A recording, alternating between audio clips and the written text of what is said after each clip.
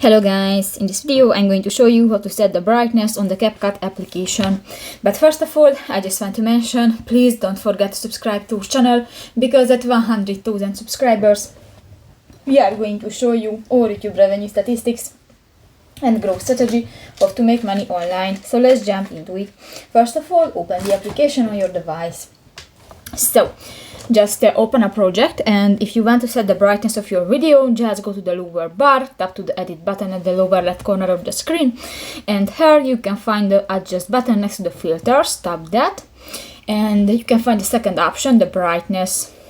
New, if you want to set that, just click to the white circle icon and just pull on the line, and you can set the strength of your the brightness of your video. And if you finish, click to the OK button at the lower right corner of the screen, and that's it. So that's pretty much it for this video, guys. See you in the next one. Bye bye.